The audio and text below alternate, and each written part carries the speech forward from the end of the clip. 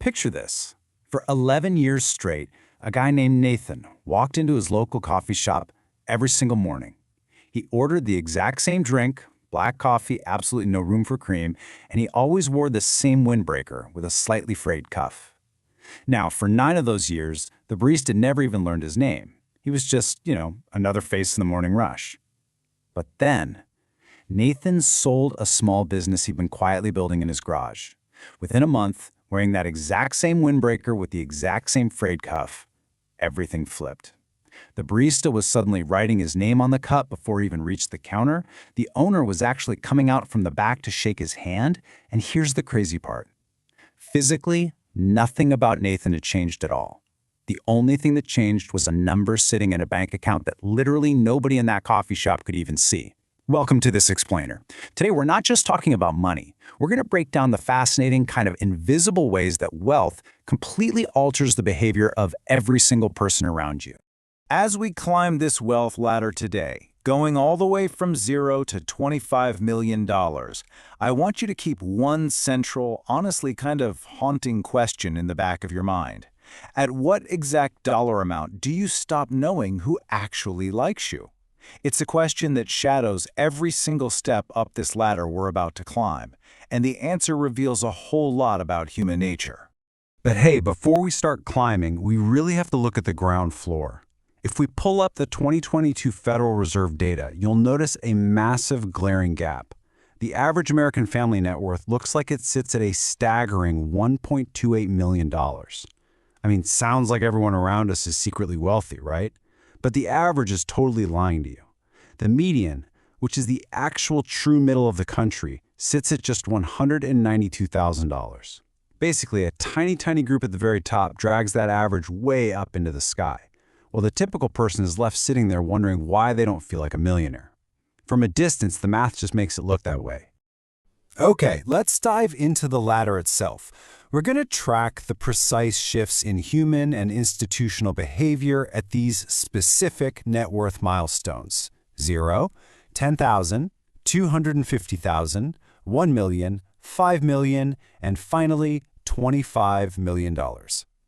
Let's start at the absolute bottom, the zero rung. When you literally have nothing, the world doesn't actually treat you with pity. It treats you with deep suspicion and financial penalties. It turns out there is this deeply backward phenomenon in personal finance called the poverty premium. And what that means is it literally costs more money to be poor. Think about it. If you balance a payment, a bank might hit you with a $35 fee just for the crime of being $3 short in your account. So suddenly, a $3 coffee becomes a $38 coffee. And the only people being forced to pay that fee are the exact ones who can least afford it. What's truly fascinating and a bit depressing is how this poverty premium mathematically traps people over time. Let's look at a hypothetical person. We'll call her Denise. Now, Denise is broke. Because she's broke, she buys a really cheap $10 pair of boots every winter, simply because she can't afford to drop $50 on a good pair all at once. Over 5 years, she spends her $50, but her feet are wet and freezing every single winter. Meanwhile, the rich guy across town buys the high-quality $50 boots right on day one. 10 years later, his feet are still dry, and he has spent the exact same amount of cash.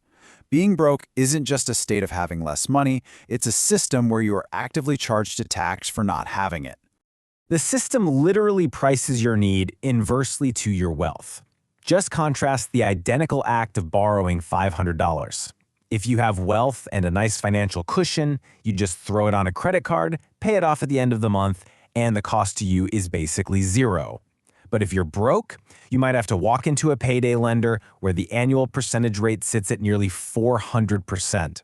It's the exact same action, yet the person who needs the money the most is charged astronomically more for the privilege of accessing it.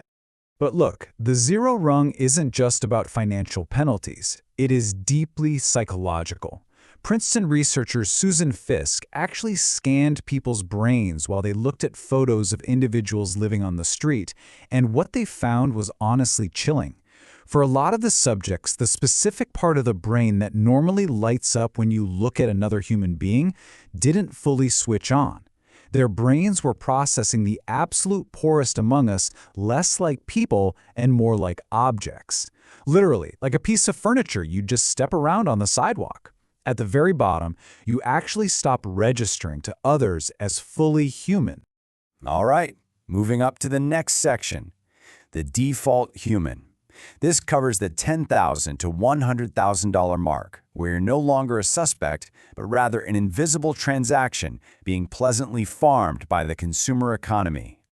But hit $250,000 and wow, everything flips.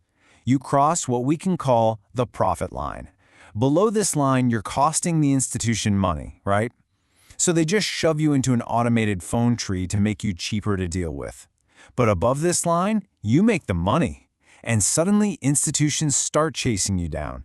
Your bank assigns you a dedicated private client manager who somehow knows all your kids' names. You start getting unsolicited fruit baskets around the holidays. The friendliness you experience is very real, but make no mistake, its exact value is the size of your account. Then we arrive at the magical $1 million mark. Now, when we hear the word millionaire, our brains instantly go to yachts and private helicopters, right? But if we actually look at the math, that myth falls apart pretty quickly. If you use the standard retirement rule, which says you can safely pull about 4% of your wealth a year without running out, $1 million yields a perfectly safe but very middle-class income of just $40,000 a year. It's solid, it's secure, but inflation definitely ate the glamour. The word millionaire is writing a check that the number itself can no longer cash.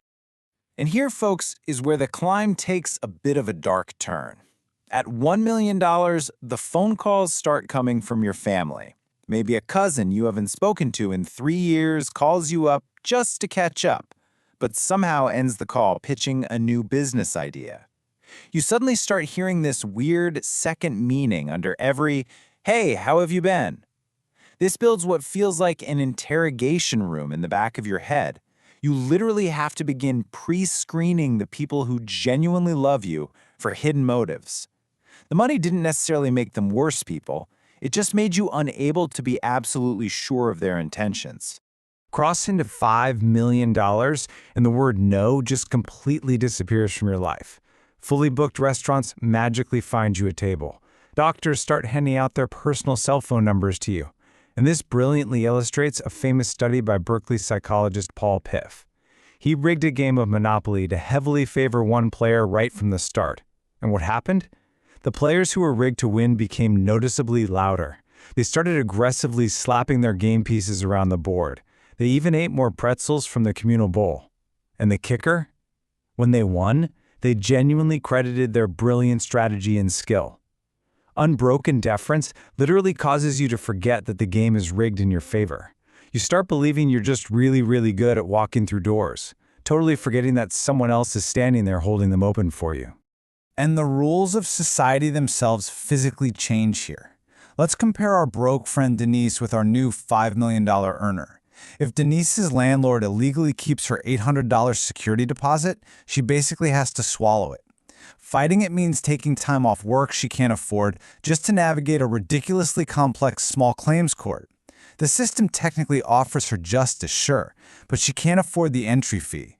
Meanwhile, the $5 million earner faces the exact same dispute, makes one quick phone call to a lawyer they have on retainer, and the problem vanishes instantly. Justice, at this level, isn't a struggle, it's just a Tuesday errand you delegate to someone else. Let's move on up to $10 million and see how this compounds. At this rung, distrust literally becomes paperwork. There was a fascinating study out of Boston College that surveyed the seriously wealthy, and they found deep levels of anxiety and isolation. Think about it. When everyone around you has a financial reason to keep you happy, how do you know if your romantic partner loves you or if they just love the lifestyle? So what do? You get prenups. You build complex trust with baked-in conditions for your kids so the wealth doesn't ruin their drive. You start lying awake at night wondering if anyone would still be sitting next to you if the money just vanished tomorrow. Finally, we hit the top rung of our ladder today, $25 million. Here, you build what's called a family office. It's an entirely private organization, and their only client is you. They handle your properties, your taxes, your travel, your staff, everything. They completely remove all of the daily friction of human life. But here is the massive trap. That friction is exactly where most genuine human contact actually happens. You never wait in line anymore, so you never have a spontaneous, unscripted chat with a stranger. You're constantly surrounded by people you pay. This permanent asymmetry forms around you. The world treats you with such extreme care that you are effectively isolated behind a glass wall, completely severing all unscripted human connection. So reading all this, you have to ask, does climbing this ladder actually buy happiness? Well, welcome to a scientific bar fight. Back in 2010, the legendary Daniel Kahneman famously found that daily happiness flatlines around $75,000 a year. But then, jumped to 2021, and Matthew Killingsworth used these real-time tracking apps on people's phones and found that happiness just keeps rising endlessly as wealth increases.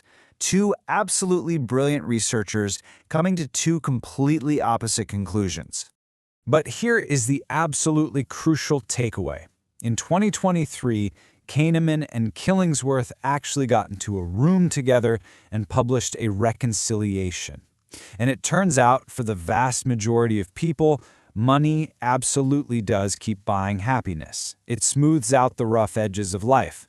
But for a specific unhappy minority, people carrying deep grief, heartbreak, or severe loneliness, the happiness flatlines.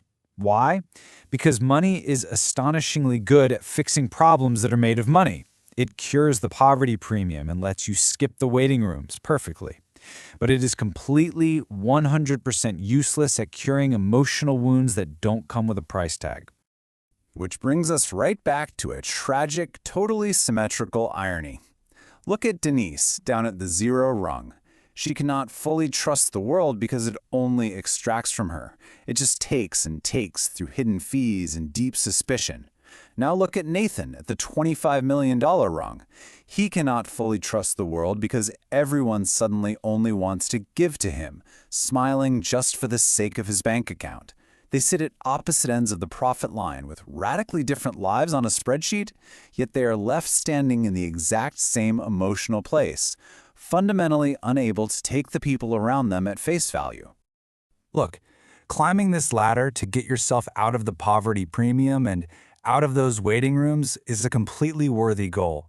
But the one vital skill that nobody ever teaches you is that you have to build your genuine relationships on the way up, with the people who knew you standing at the counter long before your name was ever written on the cup.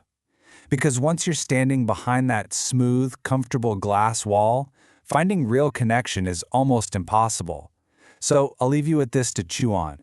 Are you building real connections right now before the glass wall goes